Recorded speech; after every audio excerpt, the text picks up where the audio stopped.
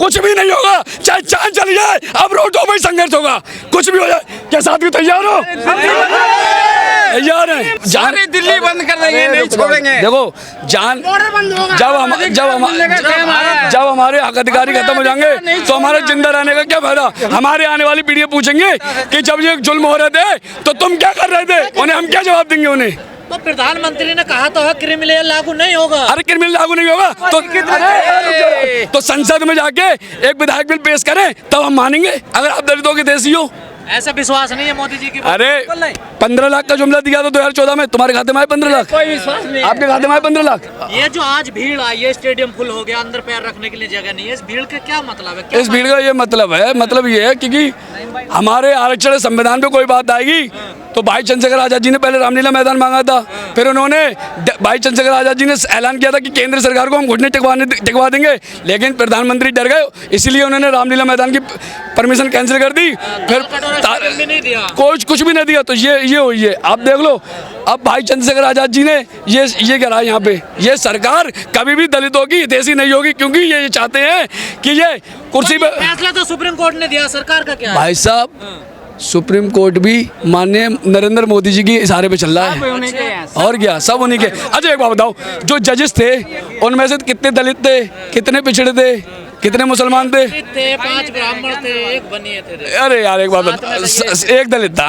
अब तो आप हिस्से की बात करते हो, अब देख लो दलितों की और ब्राह्मणों की कितनी आबादी है, आप खुद जोड़ लगा लो, उतनी जजेस बैठा हो ना, जिसकी जितनी। क्या होगा लग रहा है? अब क्या होगा अगर हमारी मांगों को नहीं पूरा किया? अरे अगर हमारी मांगों, सारी दिल्ली बंद हो जाएगी, हमारी मांगों को पूरा नहीं किया जाएगा, चाहे कुछ भी हो जाए, इस दिल्ली को संविधान में चाहे कुछ भी हो जाए, संविधान पे आरक्षण पे लेके बात आएगी तो आंदोलन जारी रहेंगे। बीजेपी के नेता संविधान बदलने की भी बात करते हैं, देखिए। मैं उनसे कहना चाहूंगा संविधान को बदलने की बात मैं आपको बताऊं, संविधान को बदलने वाला आज तक कोई माइकल लाल पैदा न हुआ है। वो क्या चीजें जो बीजेपी के नेता बोल रहे हैं, इनकी क्या औकात है, क्या हैसियत, जे अपने नेता को खुश करने के लिए कुछ भी कर सकते हैं। फैसले पर राहुल गांधी भी तो कुछ नहीं बोल रहे थे। राहुल गांधी इतने बड़े दलित विरोधी हैं। अभी चुनाव हुआ था लोकसभा का, तो बाबा साहब की फोटो और संविधान को लेके घूम रहे थे कि आरक्षण और संविधान खत्म हो जाएगा, लेकिन आज आरक्षण पे बात आ रही है। तो राहुल गांधी दलित देशी होते तो भाई ये बोलते कि चंद्रशेखर भाई तू मेरा भाई है, मैं तेरे साथ आरक्षण की लड़ाई लड़ूंगा और तेरे साथ मंच साझा करूंगा। फैसले पे चंद्रशेखर और मायावती के अलावा कोई नहीं बोला, कोई नेता नहीं बोला। आज भी दलितों को घोड़ियों से कैसे उतारा जाता है, दलित महिलाओं को ऊपर कितने बलात्कार होते हैं, कितने अत्याचार होते हैं, वो दलितों पे होते हैं। आज भी ये समाज पूर्ण तरीके से संपन्न नहीं है हर तरीके से। क्या लग रहा है इस फैसले से क्या दिक्कत हो गया खासकर दलितों को? देखो सर, इस फैसले से हमारा समाज, बहुजन समाज, खास करके दलित और आदिवासी कहीं न कहीं बहुत नाराज है कि हम लोग को जो भाई को लड़ाने का प्रयास किया गया सुप्रीम कोर्ट के द्वारा, एक कहावत है ना, फूट डालो राज करो, तो ये लोग दलित समाज को, आदिवासी समाज को लड़ाने का प्रयास किया जा रहा है। लेकिन दलित समाज अब समझ चुके हैं कि जब हमारे एकता और ताकत को देख रहे हैं, ये भाजपा सरकार निकम्मी जो बैठे हुए हैं यहाँ पे, ये सोच रहे इसको अगर लड़ाएंगे तो कहीं न कहीं दोनों आपसी में भाईचारा में लड़ेंगे और हम लोग यहाँ पे राज करेंगे। लेकिन तो लड़ाने की कोशिश है, ये लड़ाने की बिल्कुल।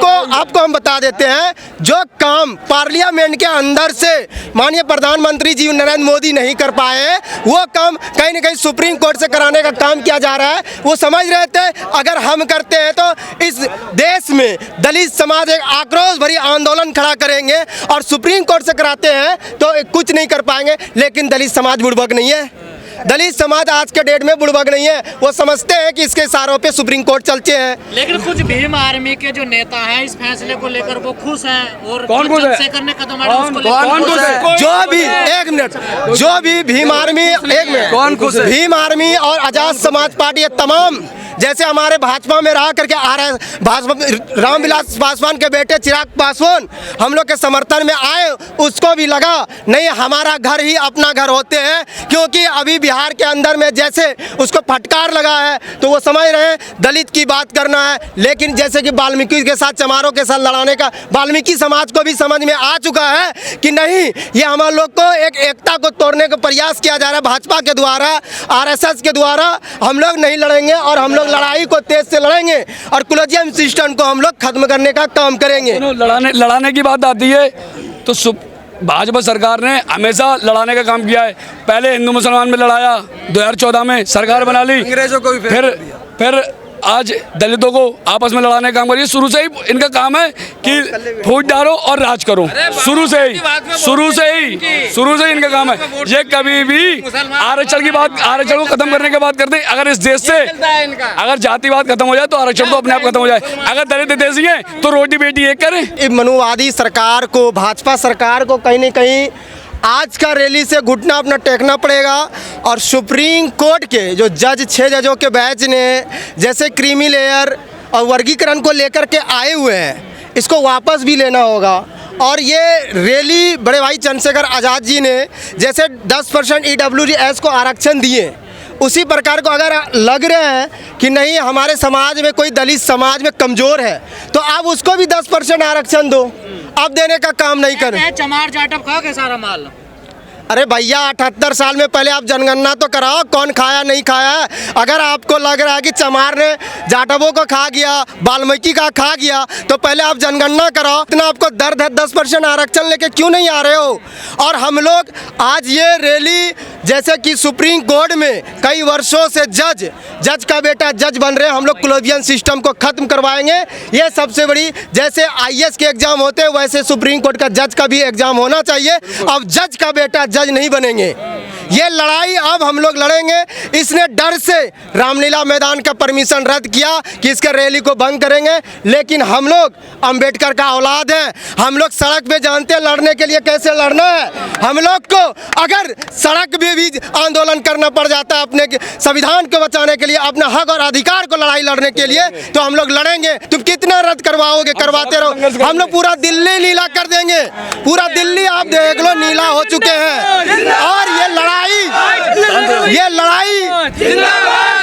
लड़ाई कुछ चाटुकार भाजपा के नेता जैसे हमारी बहन कुमारी मायावती को और शब्द भाषा से प्रयोग किया, और बड़े भाई चंद्रशेखर आज़ाद जी ने मुंह तोड़ जवाब दिया, क्योंकि हमारे महापुरुष थे। हम लोग अगर कोई भी बहुजन समाज में मेरे महापुरुषों को कोई गलत और शब्द का भाषा का प्रयोग करेगा तब भी हम लोग जवाब देंगे। चंद्रशेखर ने कहा है कि अब संघर्ष सड़कों पर होगा, क्या मतलब है इसका? हमारी आवाज को उठाया ही नहीं जा रहा है। माननीय काशीराम साहब कहते हैं कि हक, और भाई चंद्रशेखर आज़ाद कहते हैं हक मानने से नहीं मिलेगा, छीनने से मिलेगा। इसलिए